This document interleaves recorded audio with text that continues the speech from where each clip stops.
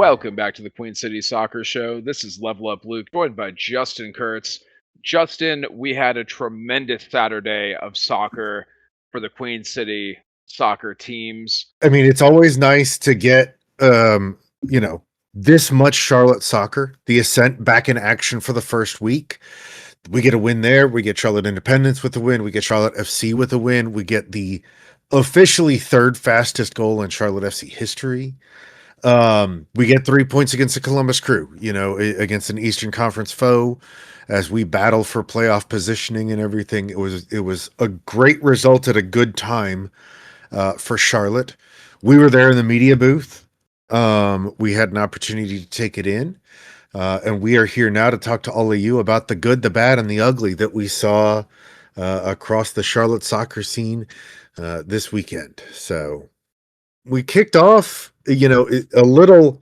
There were some rain delay concerns. There was some shelter in place, which I think it's kind of funny when they say shelter in place when all of the fans are waiting outside of the stadium, and it feels a little disingenuous from the club to flash shelter in place on the big outdoor LEDs to all of the fans standing on Mint Street. But Yep. wasn't too bad for the kickoff or anything, just delayed people getting in. May have delayed some people getting in so much that they just didn't come in. But we'll talk more about that later. Yeah, that's right, Justin. Let's actually start out a little different order than usual. I want to talk about the Charlotte Independence because they kicked off first on Saturday night. So by the time Charlotte FC kicked off, the score was already 3-0 Charlotte Independence because they scored in the second minute, the 8th minute, and the 14th minute. 3 goals in the first 14 minutes for Charlotte Independence. So huge shout out. They're playing at American Legion Memorial Stadium, also dealing with the rain, although that did not seem to damper the output as Maru, John Baccaro, and my boy Chris Jaime all scored in the first 14 minutes. Absolutely incredible. Sarasota took one back at the end of the game in the 82nd, and they also had a red card in stoppage time. It looks like one of their players was carded for a foul and then started arguing with the ref, so he gave a second yellow. So a double yellow on the same play in stoppage time. There were 1, 2, 3, 4, 5 total cards for Sarasota. Independence did not use the bulk of their subs until the 86th minute, so they scored thrice and then kept the team almost entirely on the field for 86 minutes of the game. Great effort by Mike Jeffrey and the boys over there for the Charlotte Independence. So I just want to give them a huge shout out. That game kicked off at 7 o'clock. And then, like you said, we had a little bit of delays. Charlotte FC ended up kicking off around 7:40. So I arrived right before kickoff. And as soon as I sat down, Justin, we had fireworks. Literally, I We was did. pulling out my chair, sitting down. As soon as I sat down, the mayor of Charlotte made an appearance, the duly elected representative of the people, Brant Bronico, in the starting lineup. Tell me what you saw on this play. Yeah, it's really funny watching the highlight package because they just roll it from the opening kickoff through this. The ball comes around. Liel Abada, I think, had a good match overall, and it starts quickly. He rides out a good tackle on this left wing, drops the ball back to David Schnegg. It's going to be a lot about David Schneck's pass because it is a very good pass, but I do want to take a moment to recognize that, like, Liel Abada that we have seen in the past maybe doesn't ride out that tackle, maybe doesn't retain possession in that position. Very good on him for that. And Brant Bronico makes an excellent run in the inside right or inside left channel, just dropping in between defenders in ghosting into the pocket of space behind them.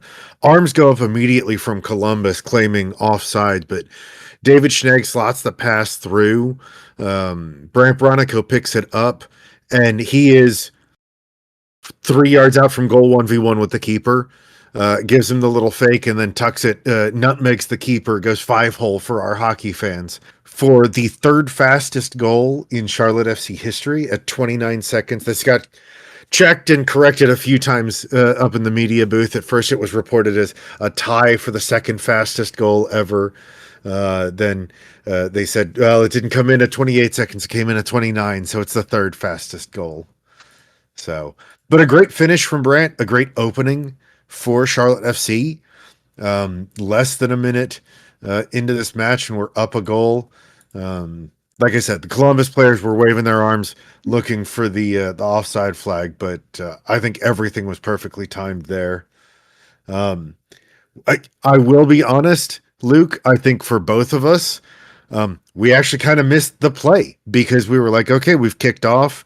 Everybody's still getting settled in. We're chatting with some of the other people up in the media booth. Oh, there's a goal.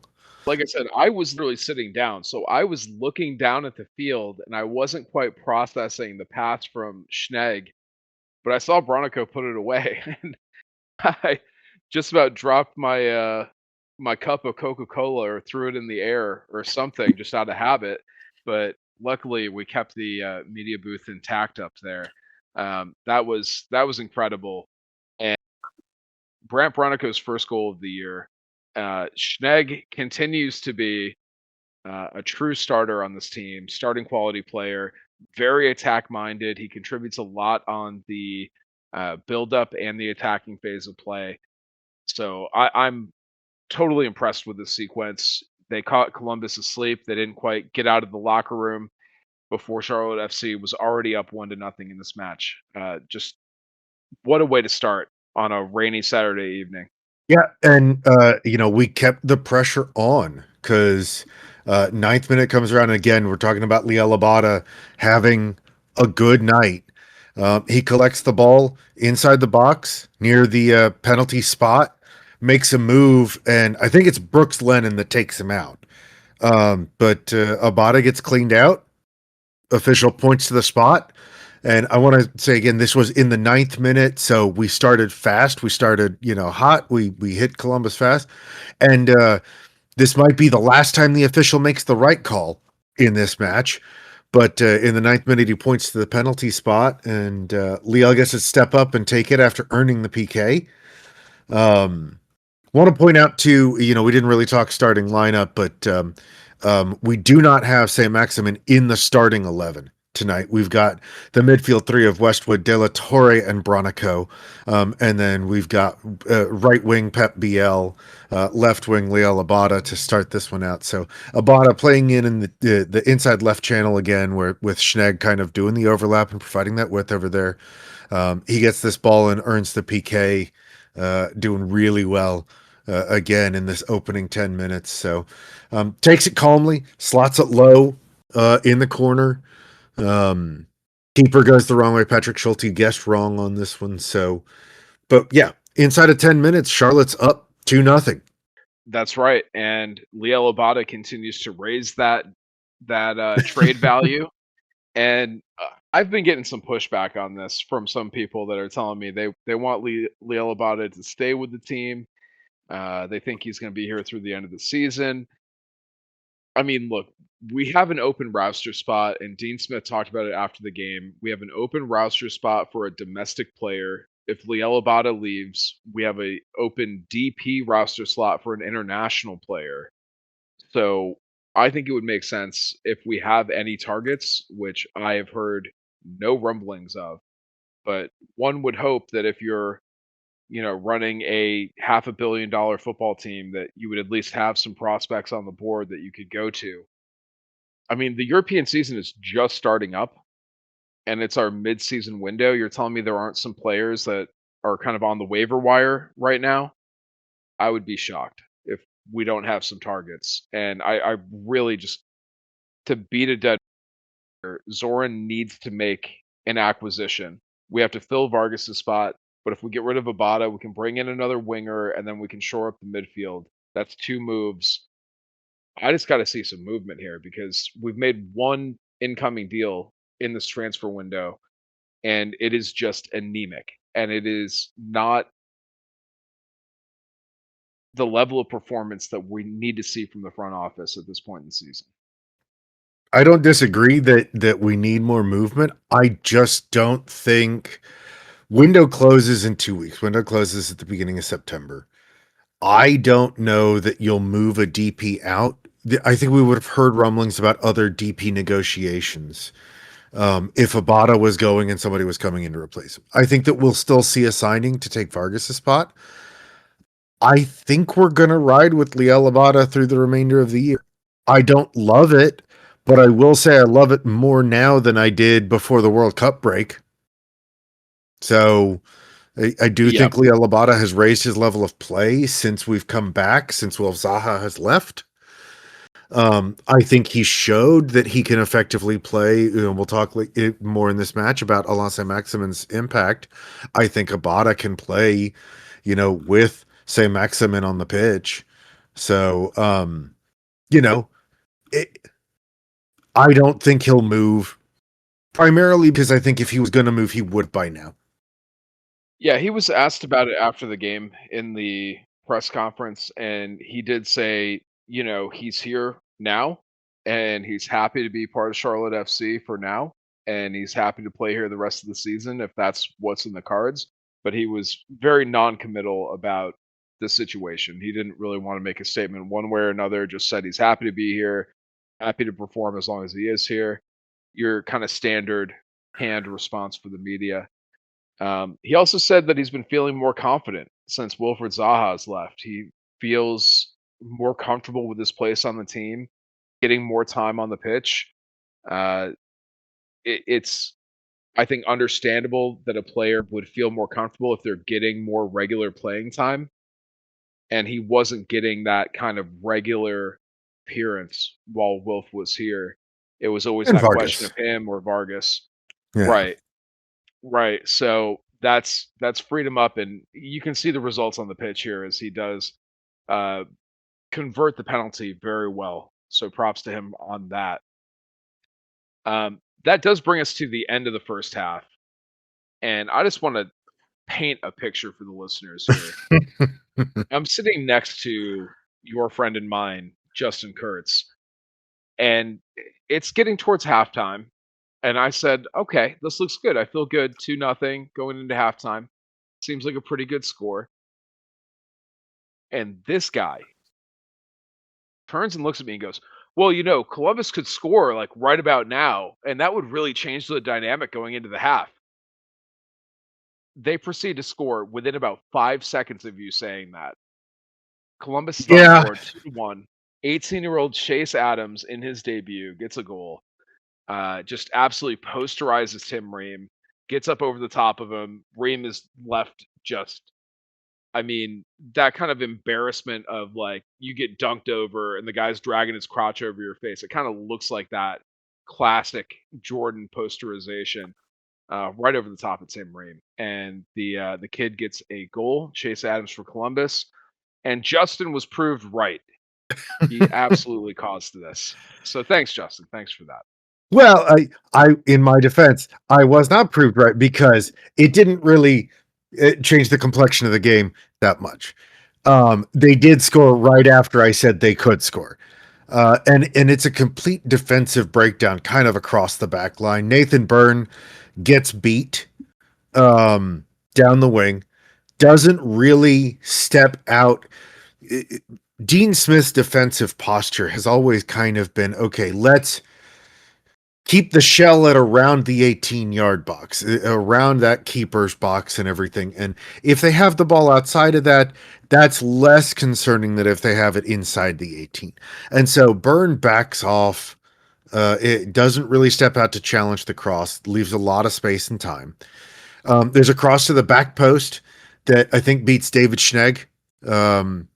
And then that gets knotted back across to where Chase Adams is ghosting in between Kessler and Ream just loses track of him. Ream, in my opinion, this is mostly on Ream because if Ream is aware of where his man is that he's supposed to be marking in that situation, he steps closer to him and Adams doesn't get the free header to nod this one past Kalina. But they don't cover it, and there is an opportunity that Columbus take just before the half. And it came, yes, right after I said, well, Columbus could score here. It came in a stretch where I think Columbus had more of the ball. Overall possession in this match. Columbus had the ball 70% of the time. So we scored early. We punched them real fast coming out the gate, right in the mouth, and then they had the ball most of the rest of the match. It's okay. Um, but they do score right after I said something about it, and I did catch a lot of flack in the group chat about that. I'll admit it. I spoke it into existence. Yep. But, But we also discussed going into the second half, coming out of the locker room, that Dean could make a very interesting change, and indeed he did. Alan St. Maximin gets his home MLS debut directly out of the half, 45th minute. He comes on for Luca De La Torre, a very good move in my opinion, as Luca De La Torre had a good game for Luca De La Torre, which, you know, props where it's due. He had a few really good moves where the play was moving quickly and he didn't overthink things. He looked pretty slick on the ball a few times, so shout out to him. But the noticeable difference is that you were able to shift Pep Biel back to the 10 and then put Alonso Maximin on the wing, and that really seemed to change the complexion of the game. I thought in a pretty positive way. Uh, so yeah, it was great to see. And what were your thoughts coming out of halftime? Alan St. Maximin said he was surprised he got the tap to come in because he was expecting more like 20, 30 minutes. And Dean did say in the press conference that the trainers would probably be a little mad at him for the amount that he had him on the pitch playing the whole second half. What were your thoughts, Justin? yeah, I mean, you're right. It was necessary. Pep BL had not looked good on the wing. It was something we were all kind of talking about up in the media booth is that BL hadn't controlled the ball well. He had been very wasteful in possession. It just looked really out of sorts for Pep BL. And I think that that's probably what Dean saw and why he went to say Maximin as early as he did, because the formation wasn't working. The few times we've seen Dean make changes that fast, it's because he has made a determination that the formation's not really working. And it's interesting to see that in a match where we're up to nothing to say the formation's not working. But I kind of agree with it.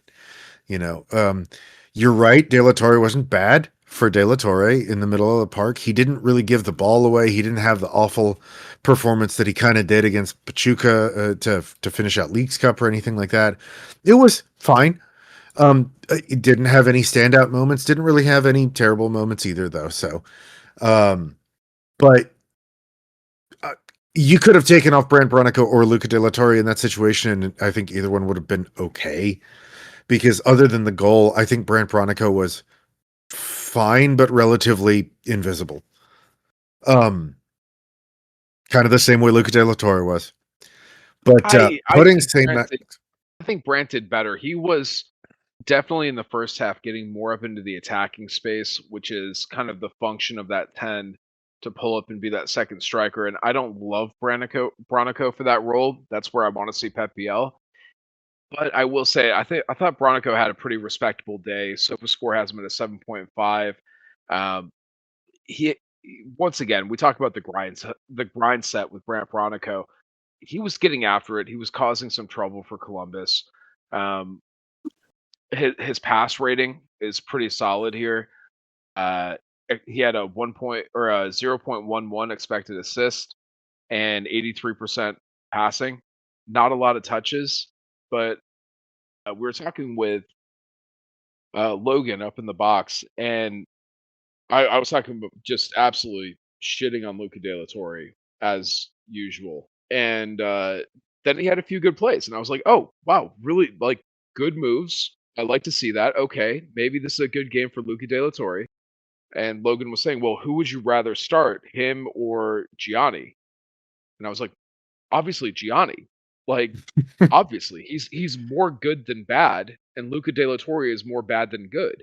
So that's a pretty easy question for me. That's not even like I don't have to stop and think about it. I would rather the better player is playing. Yes, easy answer. But that's kind of the test now is that Gianni, I was very critical of him, and I'll say the same thing with Luca De La Torre. Like, I would love it if he proved me wrong. And Gianni has improved, and he's gotten to the point where he can be a valuable asset. I'd want to see him playing more of that kind of DM role and let Ashley get a little further forward. But obviously, Dean kind of switches around those midfield roles sometimes. Um, Luca De La Torre, I mean, he had a few good flashes in this game. I think Cole was a lot higher on LDLT than I was, so I'd be interested to hear Cole's opinion on this. But I mean, I would rather have Gianni starting and Bronico and Westwood. Uh, obviously, if Alon St. Maximin gets to the point where he can start, then I'd want to see Pep in the midfield and have St. Maximin on the wing. But I mean, what's your thought on that midfield situation, Justin? Well, I mean, like statistically, right? Brent Bronico goes the full 90 and makes the 15 of 18 accurate passes. So he makes 18 passes over the course of the match, 15 of them accurate. In a half, Luca De La Torre is 12 for 15. So 15 total passes, 12 accurate. It's I think in the short time that we saw, other than the goal, these guys were kind of six of one, half a dozen of the other. I don't think there's a ton separating Luca De La Torre and Brant Bronico. I thought it was also telling the other, the response that Logan had when you said, God, I'd much rather have Jibril Diani. And he said, is that where we're at now as a team where Jibril Diani is the like, oh my God, I can't wait to have Jibril Diani back option? And should we be? Kind of going back to your "we need more reinforcements" comment. Logan was definitely echoing that, and I think a lot of Charlotte fans were. Um, Well, you know who we need, Justin? Bye, it, Koulibaly. I mean, I don't disagree, but I got to tell you, I've seen so much hate now for the young guys who are maybe having a little bit of inconsistency as they try to come in. Rodolfo Aloco, Archie Goodwin, Don Toklamati, and it's not hate. It's an honest assessment here when I say I think Idan had another tough match. That's fair. That's more than fair. And I'll be honest here. Like I say, bye Koulibaly tongue in cheek because I was thinking last night we saw Will Cleary on the pitch as well for Charlotte FC. He came on in relief in the 56th minute for Nathan Byrne, who was down with an injury. Uh, I did see Aloko and Will Cleary on the pitch, and I'm starting to think, oh wow, yeah, Dean is playing a lot of young players. I think we're good on the young players actually right now. I think that contingent is pretty well represented. We need another veteran to come into this team. So coming from the guy who has been saying we need to give the young players more appearances, more time with the first team, I got to the point on Saturday night where I was like, okay, yep, okay, we're good. We're yeah, there's no more young players. We're good on the young players. I'm not going to be critical of them because they're still getting their footing playing with the first team. They're gaining that confidence. They're getting game, and there's no substitution for experience, right? And we talk about that with Loco. I'm sure we'll talk about that more. But people who are bashing on these young players, you have to question the ball knowledge. Like, what do you think young players do? They make mistakes. They learn. They make incredible plays, boneheaded plays. They make no, no, no, yes, yes, yes plays. Like, you know, "Yeah, don't do that. That's not what you're supposed to do. Oh, wow, that worked. Oh, that's incredible. Because they don't know any better. So you have moments of brilliance and magic. Uh, no pun intended with Magic Smalls, who also had a very good game recently here. But like that's part of the process. And if you're these young players because they're not a $6 million DP player who's like already a 12-year veteran superstar player, like you're missing the point of having young talent and developing young talent. So I think, you have to question the ball knowledge on that. But what do you think, Justin? How's our representation for the Crown Legacy Galacticos going in your opinion? I mean, I think that before the end of the season, you could see a Bai Koulibaly or Hugo Mbong like come up and get that 5-10 minutes at the end of a big win, or just even get the experience of being the guy on the bench, go through the warm-ups with the first team at the end of the pitch. But I don't know that we're going to see.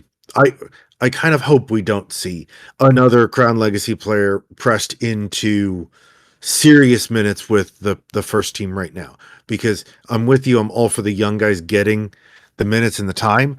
I don't need the young guys to get the minutes and the time everywhere on the pitch, you know. So we're okay, and we still are gonna we're gonna take our lumps with these young guys. That's okay, but I'm also on board with we don't have to take our lumps 4 different places on the pitch at the same time. We're okay, 1 or 2 spots taking our lumps, because sometimes, like you said, those turn out really nice. And after Will Cleary comes on for Nathan Byrne in the 56th minute, we get Rodolfo Loca coming in for Leo Labata, and he stays out on that right wing with St. Maximin, who we'll talk a little bit more about, how that first half of St. Maximin and MLS actually looked for us and everything. But we get a really nice sequence of play with Will Cleary bursting forward on that right wing, cutting a really nice pass in to Rodolfo Loco, who, with a defender draped on him, has a one-touch toe poke layoff into the path of an onrushing Pep Biel, who slots home for 3 in the 73rd minute.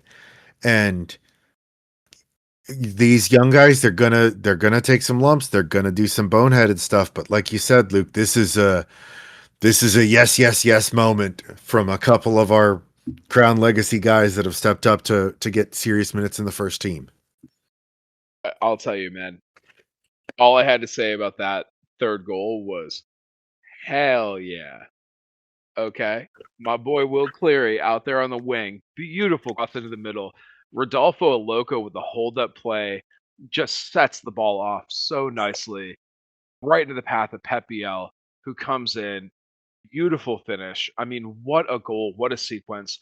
That's one where, once again, with MLS, like, get your act together. Secondary assist needs to be a statistic. Will Cleary deserves an assist credit on that play for that beautiful cross, as does Rodolfo Loco for the beautiful setup play.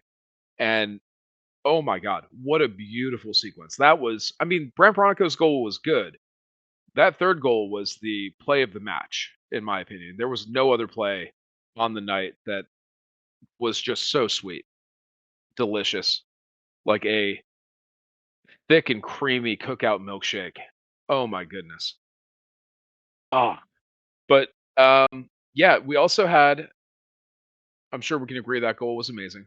We also It had was, yeah. Dean's son come in for Pep Biel, Tiger Smalls, made an appearance. And I will say, he made some mistakes, but he had a brilliant sequence where he took the ball up like 60 yards and just completely blew away the Columbus line on a breakaway before just completely crumbling and having multiple options to offload the ball or shoot and choosing none of them and just kind of kick the ball over to the sideline behind one of his players to absolutely kill the play. But it looked Yeah. like it had a lot of potential for a moment. Yeah, it was a 4v1. It looked like it was good. Take any of the options. Personally, I thought the best was to slot it across to a Loco. He could have, gone right next to him. I think St. Maximin was making the run with him. He could have, and probably honestly should have, just taken the shot himself. Just smash it, see what happens. You've got a bunch of players there if the rebound comes free. Um, he didn't do any of those. He just sort of like faffed about with it and then lost it. It was very frustrating to watch.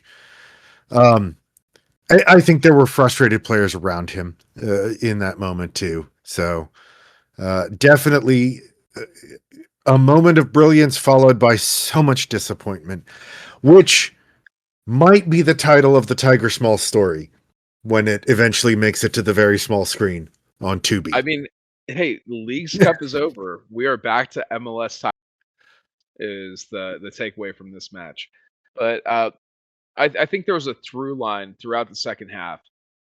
Early on, I want to say 52nd, 53rd minute, something like that. Dean Smith gets hard on the bench. Asked him about it. Jorge, friend of the pod, hilariously. I was patting him on the back after he asked the question. Said, "Dean, can you carefully tell us what happened with that yellow card?"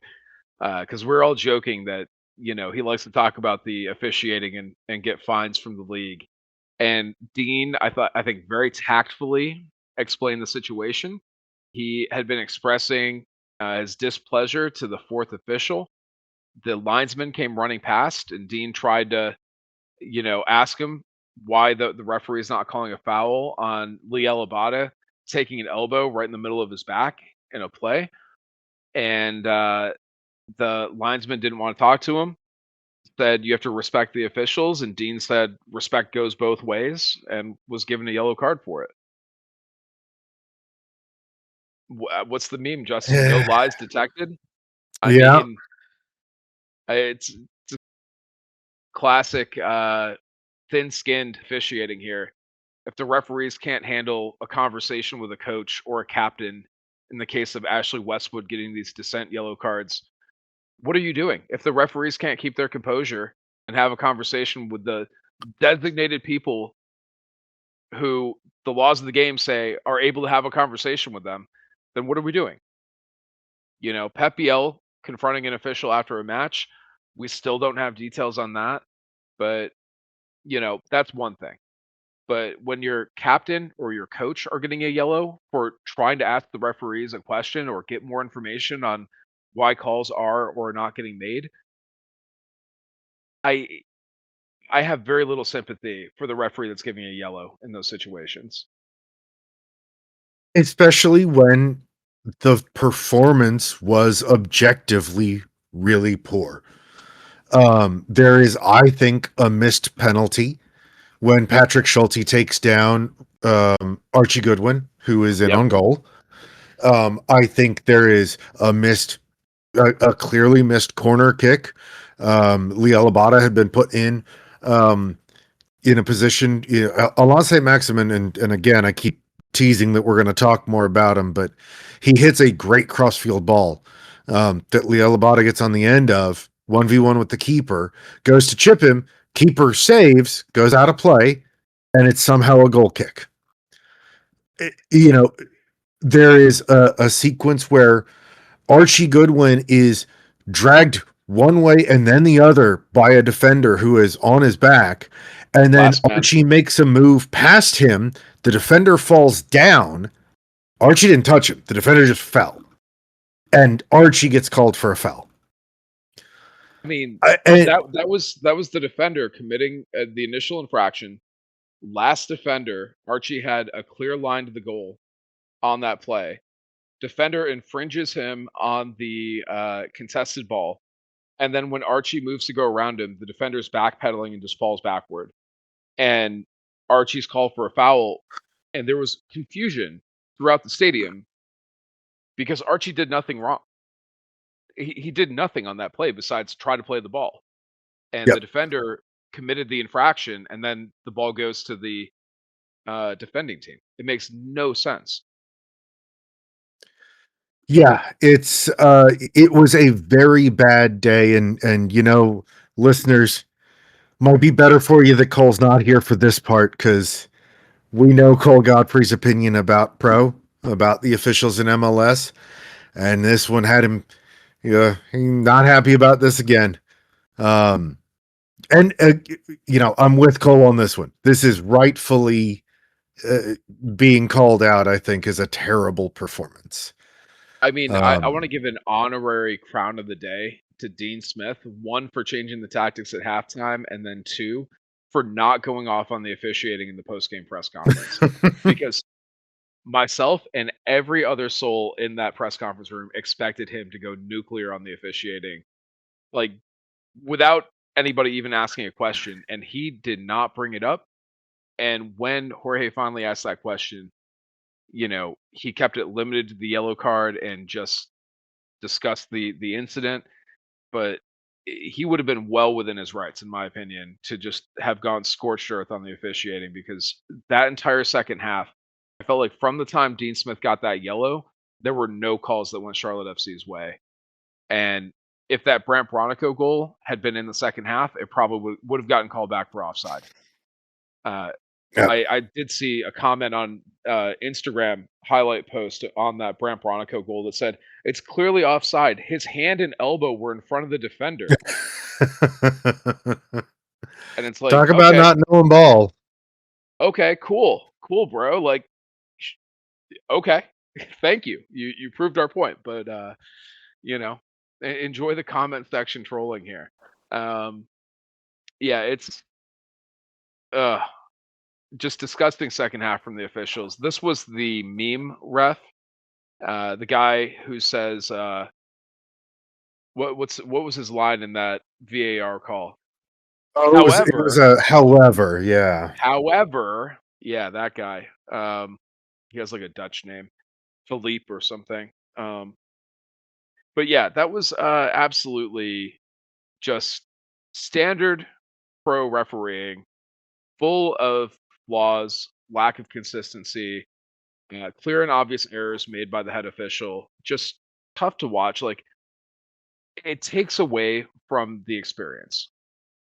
When the crowd is chanting "ref, you suck" because you're missing so many obvious calls, it takes away from the experience. And when Don Garber says that MLS has top entertainment product for soccer, I don't know how you can say that when the experience in the stadium is made so much worse by the officiating.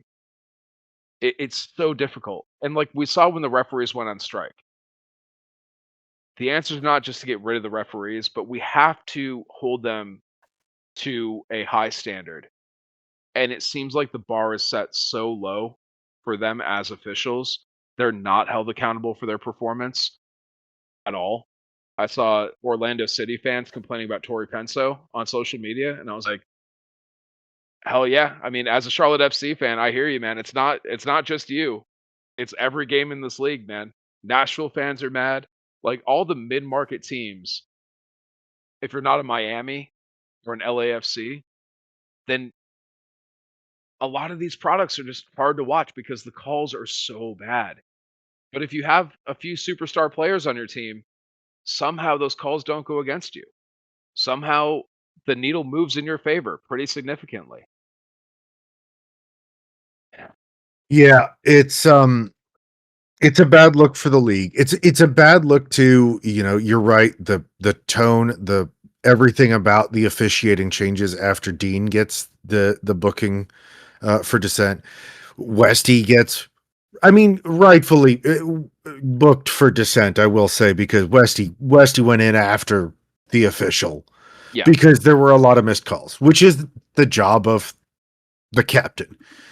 Well, But it does feel, in that situation, it was good because Ashley Westwood was trying to get booked in this game. I'm more mad about last time he got booked in Lee's yeah, game, where that one was just he was trying to talk to the official. In this one, he wanted to get it on the record. The referee gives him a yellow and says he's arguing. The ref has to document what he's arguing about, and what he's arguing about is a completely missed call on Archie Goodwin that should have been a penalty kick, and yeah, didn't even go to video review. It didn't get called down to the field. The ref did stop play, but he didn't go over to look at the monitor. Archie Goodwin is tackled by the goalkeeper in the penalty box. Goalkeeper makes no contact with the ball. That is a penalty. It is. yep, I'm sorry, pro referees. You don't know how to do your job. You don't know the game. The goalkeeper cannot tackle an attacking player in the field of play while he's making no effort to play the ball.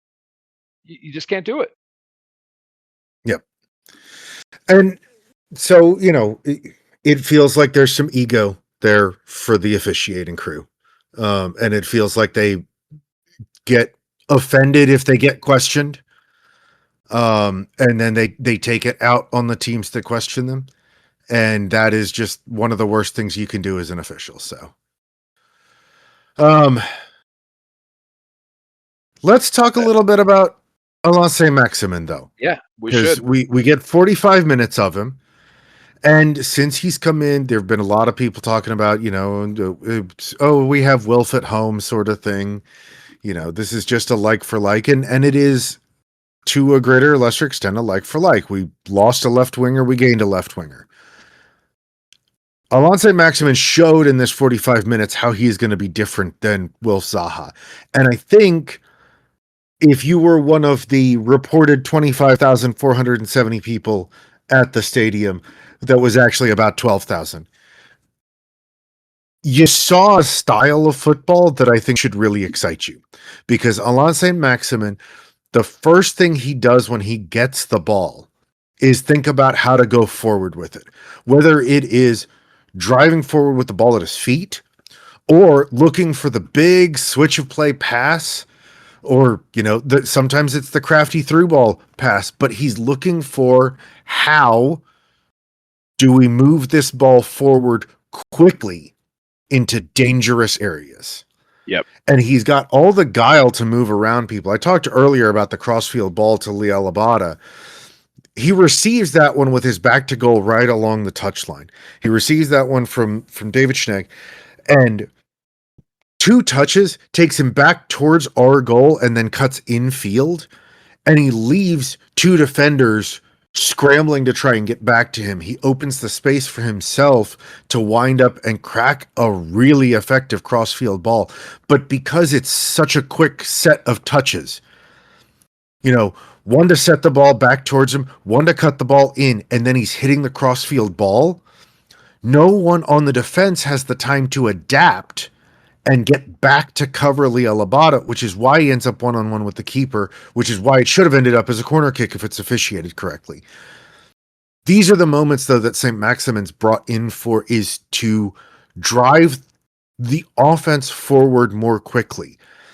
And it's a very different style with the ball at his feet than Will Zaha. He can still do the tricky things.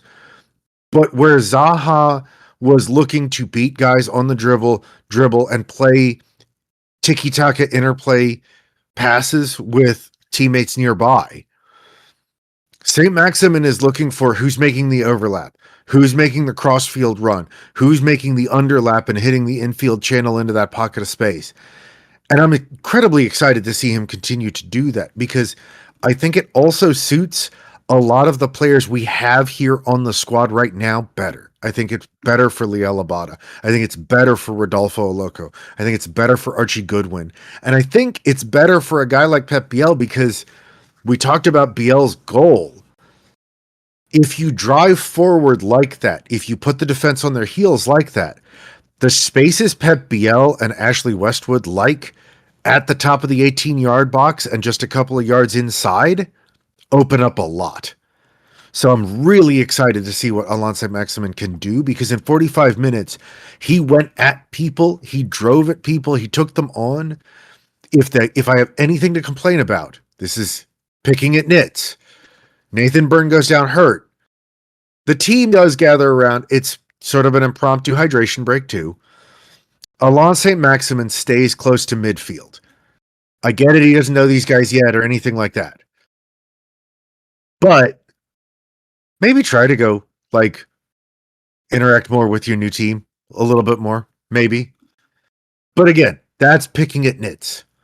And everything else about the guy in his MLS debut, I'm thrilled to get 45 minutes out of him. I'm thrilled to get the contributions that we got out of him, and I'm thrilled to see how he makes us look as a team.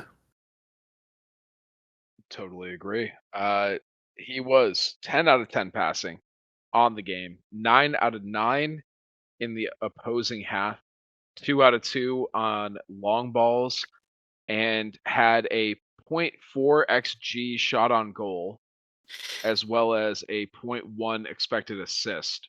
So he is your SofaScore man of the match, as well as your Charlotte FC man of the match for a second half performance. I counted 3 oohs from the crowd and Yep. only 1 oh from the crowd. But that's 4 crowd reactions from Alan St. Maximin in half a game. He was electric. When he had the ball, it was all eyes on him.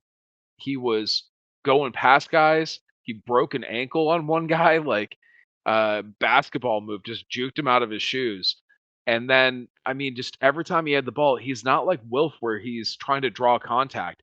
He's trying to move the ball upfield, like you said, and that is so refreshing. I was so sick of the Wilfred Zaha experience by the end because there were so many stoppages in play. The game was so, I mean, just foul, foul, foul. Zaha just wanted to keep that ball and draw the contact, draw the fouls, and he wanted to make it a spectacle. And Alan St. Maximin wants to ball out. I love it. He seems like a baller to me. Showed up after the game in the Carolina powder blue tracksuit, matching earrings. I mean, dude has a very strong sense of style, and I don't know if he was trying to, put out a UNC reference with that, but it certainly seemed like he's adapting to the area all right, in my opinion. Um, I man, great second half, and just objectively, if you're talking about man of the match, I think you go with one of the goal scorers, maybe Bronico or Alan St. Maximin. Like he didn't score, but he was electric for 45 minutes. And for his home MLS debut, I thought it was a very good performance. Yeah, I mean, I will give a big shout here for Liel Labata. He wins and scores the PK. Like I said, he held up the ball really nicely for the first goal for Bronico's goal. Um, and he had other really good opportunities. I talked about the crossfield ball that he makes a good play on and should have earned a corner. Um, he's not been what any of us wanted, but I think he had a good game. And Yeah, I want to recognize that I think he had a good game, and I appreciate, you know, him still putting forward that effort. I think this style, this system will suit him. So I do kind of hope that he sticks around and maybe we see what made him a designated player to begin with through the remainder of the season, or at least see if that's somewhere in his bag. Um, but yeah, I definitely understand giving it to San Maximin. I hope that as we kind of wrap up this one and look a little bit ahead just for FC, we do have other Charlotte soccer to talk, but as we look ahead for FC, I hope that St. Maximin starts Wednesday night against Toronto. This is a Toronto team. We are on the road for this one. We're going up to Canada. Hopefully no visa issues there crossing into the Great White North. But we go up to Canada to play a Toronto team that has, I think, Luke, you said 4 wins so far on the season. They're not good. They're down the Eastern Conference standings. And Jordi Mihailovic, their designated player attacking midfielder, who's probably their biggest creative force, got a red card Saturday night and will be out on Wednesday. So I'm very hopeful we get maybe 60 or 70 minutes from the get-go of Alance Maximin up in Toronto. And we get maybe a chance for St. Maximin to ease into the team against some sides that are a little down the table in the Eastern Conference. yeah. And speaking of attacking forces, I did just want to give a shout out in this Columbus game. We actually ran into an old friend, Justin, for Columbus Crew now, Joseph Martinez making an Yeah, appearance. Uh, just signed with the Crew.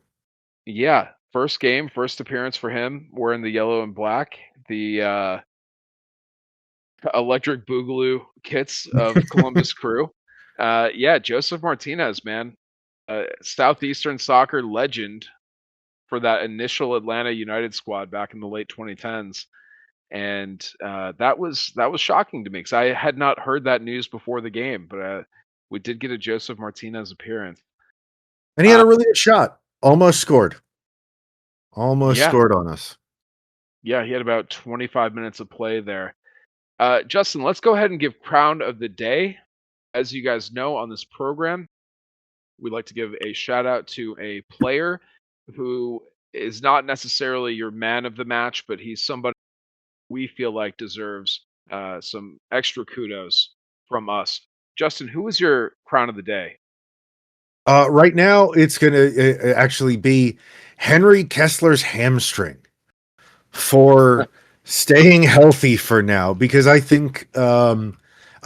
I think Kessler is rapidly turning into one of our best center backs.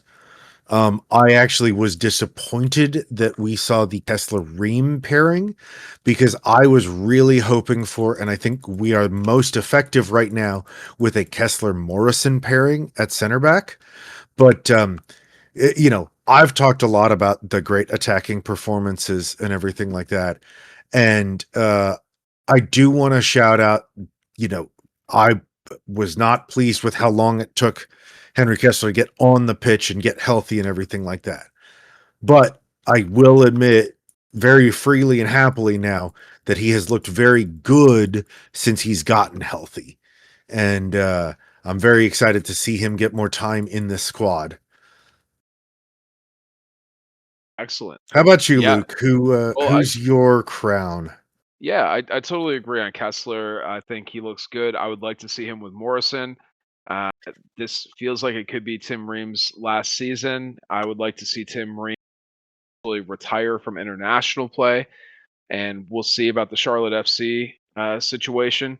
I think he would be good to have around the program, and if he's looking to go into coaching, I would love to see him take that kind of Christian Fuchs role as being a player coach type situation, and then potentially joining the staff coaching side if that's where his interests lie.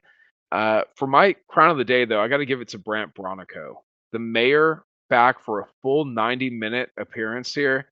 He gets a goal in 28 seconds. And Justin, like I told you, man, sometimes 28 seconds is enough. Still counts. Still counts. I thought he did a great job, and getting him on the score sheet, first goal of the season for Brant Bronico. And I mean, just club legend. When you talk about like who embodies the the highest aspirations, the best ideals of what it means to be Charlotte FC, I would look no farther than Brant Bronico. So I just, congrats to him. He deserves it. The bullet was looking a little rough, in my opinion. But I will say it looked fearsome in some of those official MLS goal celebration photos. So I'll take it. But yeah, Brant Bronico, man, great game. Like you said, props to Liel Abada, props to Pep Biel. Not the best game from Biel, but he does capitalize on that sitter from Rodolfo Aloco, one of the coolest names in Major League Soccer.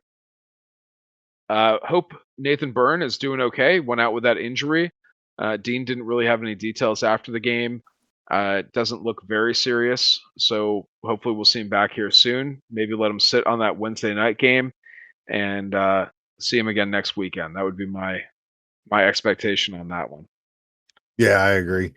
And one we didn't really call out, but I thought had a good game too, was Archie Goodwin. I thought that Archie, Yeah, he doesn't get the goal. He deserved the goal. It should have been a PK that he earned there, but he came on and he played with a lot of energy. He chased it. He put Columbus under pressure. Um, it, you know, Again, I'd love to see him get the goal. I think he deserved the goal, but you know, he had a better performance than Adon did, and I think that it's time to flip back and maybe let Archie get the start Wednesday night against Toronto. So I mean he ran up on the goalkeeper and almost had to play on the keeper earlier before that. Definitely a yeah, PK that wasn't called. He's just I call him a terrier. Dean Smith calls him a pest, and he is, man. He absolutely causes chaos for the defense, and you gotta love it. You gotta respect it because there's not many players who are going to go out there and just make a nuisance of themselves for their entire showing. And Archie Goodwin will do that. He will put pressure on the defense. They have to kick it long. They make bad decisions. he pressed the keeper, and the keeper, instead of being able to kick long or distribute the ball, just kicked it straight sideways out of bounds. So, I mean, Archie Goodwin, great game. Let's go ahead and move on because while we were watching the Charlotte FC game, you also were kind enough to have the live stream of the Carolina Ascent 2026 sprint season uh, debut. The Ascent, the ladies were up on the road in DC to play the DC Power. And this one was looking kind of testy early, looking a little tough, but around the 35th minute, we did have a goal in this game. I believe Mia Corbin. Is that right? Yeah, Mia Corbin gets a header from an assist from Addison Merrick. Earlier in the match, DC had actually put the ball um, in the back of the net, but waved off as DC's player was offside. So dodged a bullet there, and it's a really really well worked cross from Merrick and finish from Corbin, and it was necessary at the time because, oh boy, did DC come out after that just on the attack. It was bad. uh oh, sorry, the offside goal was actually after the Carolina set goal. It was 82nd minute, it gets waved off. It's a tap in on a rebound, but the player who tapped it in was already beyond the last player when she touched it. So but it was a relentless attack from DC Power, and props to the Ascent defense for holding out the way they did. But it was a challenge, and the inability to find a second almost came back to bite the Ascent pretty hard right there. Great game from Sydney Martinez in goal. Like you said, DC in the second half was, I mean, they were on the attack for the last 20, 30 minutes there. Very strong, looking for the equalizer. Sydney Martinez in goal for the Ascent, 7 saves in this contest. So I would have Sydney Martinez as my player of the match. What do you think? Absolutely. I mean, I think a huge performance from Sydney. These were a lot of action from DC Power right in front of the net. They were finding space inside the 18 to create opportunities. There were several one-on-ones that Sydney Martinez was able to deny that opportunity late. And again, I think Mia Corbin, really well taken goal, and so you got to recognize the talent and the technical ability to get that finish the way that she did. So that's my crown for this one. So And just Ascent. for the listeners, our intention was to have our Carolina Ascent season preview episode out a few days ago. We've had some delays on the technical side of things, so we were able to get the Independence standalone episode with Soccer Sheet. I had my buddy Sam Spencer, editor in chief of SoccerSheet.com, on to discuss the Charlotte Independence at the kind of mid season, the end of the USL Cup, and giving midseason grades to all of the Charlotte soccer teams. And then we have the Carolina Ascent season preview episode from their Ascent Media Day that should be publishing probably today as you're listening to this. We're going to try to get that out soon as well. A little bit delayed. So just know in the back of your head, they're already top of the table on 3 points here in the USL Super League. And they'll be on the road again next Saturday against Dallas Trinity before the home opener, the 29th at 7 p.m. They'll host the Tampa Bay Sun at American Legion Memorial Stadium. And my plan is to, I think, try to be there for that one. Excellent. Yeah, I'm going to try to make it as well. So, all right, Justin. Again, well, 9 points. Big 9-point soccer Saturday for Charlotte. Honestly, Ascent, the only one to get the clean sheet. But great performances all around, both men's squads with the 3-1 win. And now, like I mentioned, Charlotte goes to Toronto on Wednesday. We'll be back, I'm sure, after that one and before DC this coming Saturday, back here at Bank of America. Um, the Greenville Triumph, I think, were in action. I think they played one Knoxville to a 1-1 draw. Um, yep, one Knoxville to 1-1. At one Knoxville, they just took that Carolina Ascent color palette and turned that right into theirs, didn't they? Um, They certainly did. Independence was top of USL League One for about 24 hours. Union Omaha today has defeated the Richmond Kickers to retake their spot top of the table, although they are one game ahead of the Independence and only 2 points ahead on the table, 2 goals behind on goal differential. Independence will be playing against Union Omaha coming up in Omaha in the very near future here. Let me grab that date. That is going to be on September 5th. So that one is circled on the calendar. I know the players are looking ahead to that one. But in the meantime, Independence will play third place Forward Madison, another title contender here, Forward Madison on the road. Their next game over the weekend. That's going to be on the 22nd, 8 p.m. kickoff. So big series of games coming up here for the Independents. They have the third place team, two of the lower teams on the table, and then Union Omaha could be a potential game of the season. Independence smashed them last time they met at home. And if they can defeat them again, that could be a 6 point game that sends Independence clear to win the Players Shield for USL League One. Uh, it's coming down to it, Justin. it is, but this independent squad just keeps churning out these wins. You got to respect it and you got to love it if you're a Charlotte soccer fan. So 9 games left in the USL League One season, and we could potentially have this be another home playoff series for a Charlotte soccer team. Obviously, Charlotte FC had a home playoff series last year. The Ascent have had home playoff games, and we could be looking at a home playoff in the very near future. 9 games remaining for the Charlotte Independents. I'm excited, man. It's coming down to it. absolutely, they are playing very well right now, and I think they can keep this going, moving in towards towards that playoff.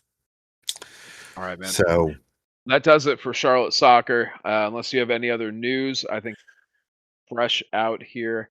But Justin, we like to talk about the nerdy things, what we've watched, what we've read, games we've played. I just want to let you know, man, we're recording this episode instead of watching the debut of Lanterns on HBO Max.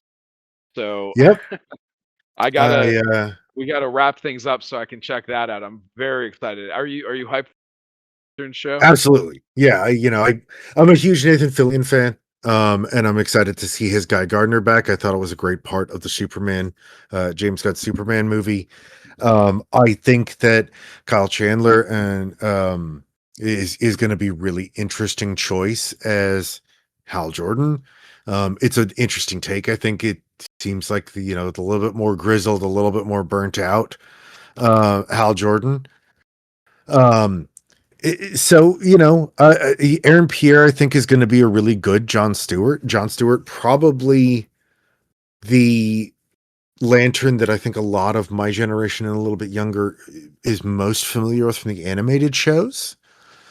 So really interested to see how they put all of this together and how you know this sort of true detective but with superpowers kind of storyline that we've been promised plays out. Yeah, I'm a big fan of Peacemaker. I think it's a great show, very funny, heartfelt, and I'm expecting more of the same here.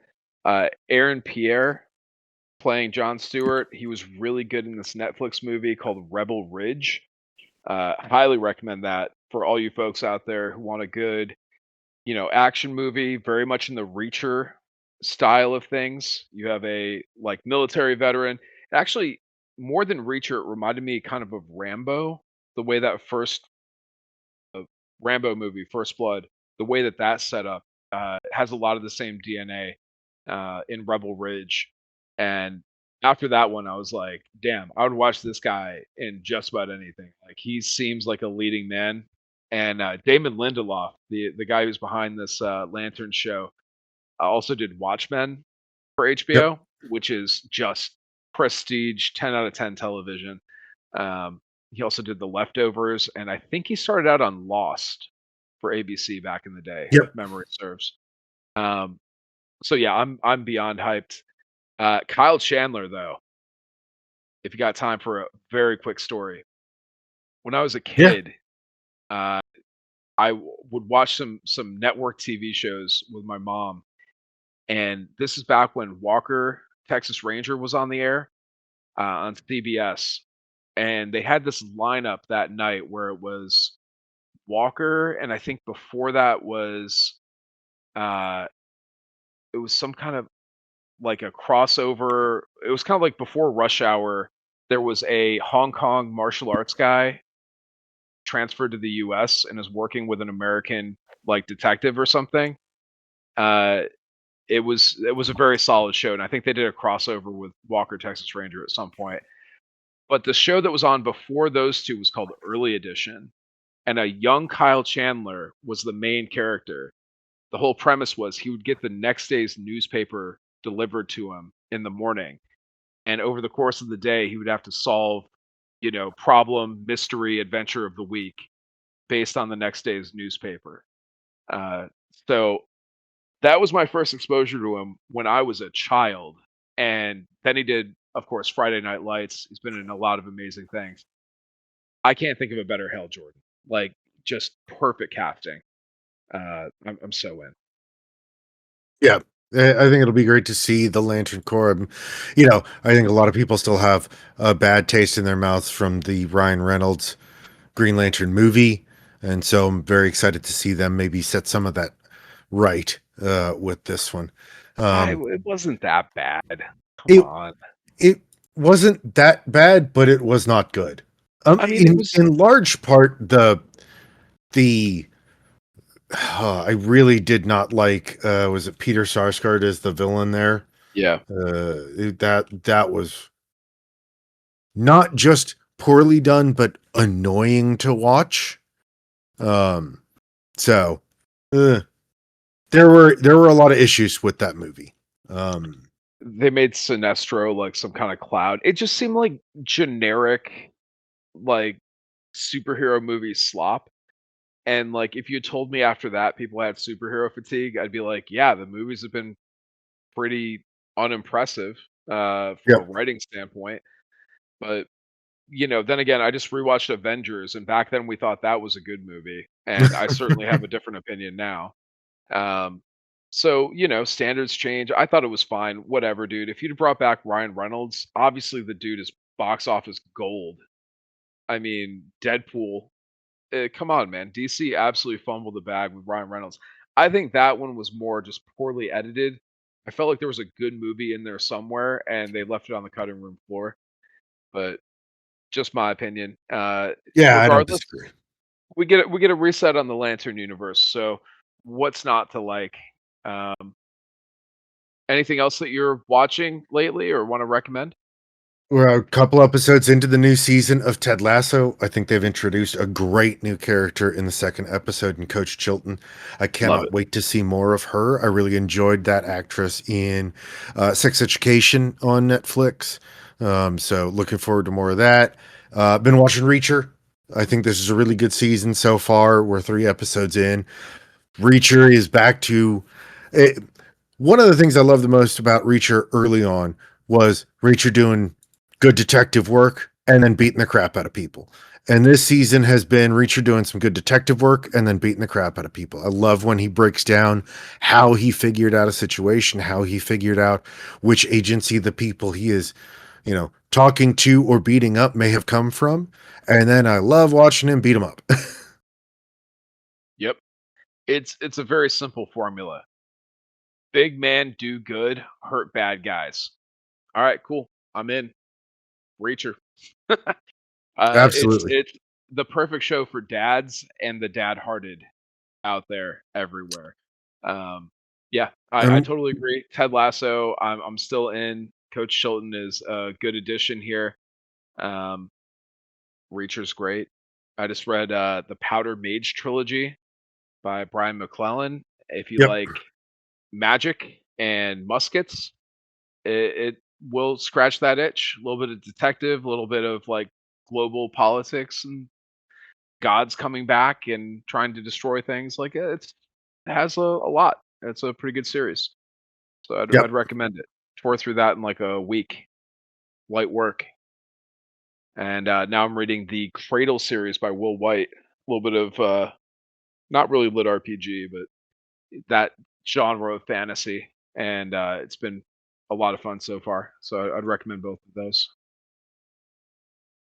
I feel like that was a pretty lit RPG series. It doesn't feel as like blatantly in your face about the like look at the character leveling up and things like that. But yeah, it feels very lit RPG to me in the progression and Y- improvement. Well, I mean, if we're gonna like really define the genres here, it's not lit RPG at all through two books, but it is progression fantasy, which is very closely associated with lit RPG. So it's like the same vibe, I would say. Yeah.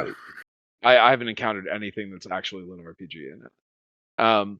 But it is fun. I would recommend it. Not as funny or as fun as Dungeon Crawler Carl, which you know, very popular right now. We talk about it on here a lot, but it, I think Alan Richson from Reacher would actually be a pretty good Carl in that upcoming show on Peacock.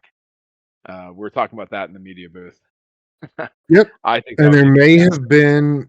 there may have been a little bit of maybe an Easter egg in the third episode of Reacher here, where there is a cat that they find that they end up handing off to somebody, and they name the cat Pancake, which if you're a Dungeon Crawler Carl fan, it's another baked good, a little bit sweet, a little bit breakfasty, kind of like a donut. So That sounds like, we'll see. and that does sound like a reach, in my opinion. We'll see. I think it may be as well, but it's fun to speculate. Oh, I also did hear a rumor that Henry Cavill has been in discussions with Marvel about a multi-film deal, and he was rumored in the fan casting discussions over the last few years as a potential Wolverine. So could be interesting. Well, we'll see. We got a brief glimpse of it in Deadpool and Wolverine, so we'll Yep. see. Yep. All right, man. Well, hey, it's been a blast. Charlotte FC, Charlotte Independence, Carolina Ascent, all get the dubs on the weekend. 9 point Saturday, and we are moving on, marching towards the conclusion of the USL League One season. In the mix in the playoffs, currently fifth place in the East for Charlotte FC in MLS, and the Carolina Ascent starting out the sprint season in the USL Super League. Very strong here. Until next time, that's Justin Kurtz. I'm Level Up Luke. You can find us, Queen City Soccer Show, at UCS Pod on the socials. And as always, Justin, it is for the crown. For the crown.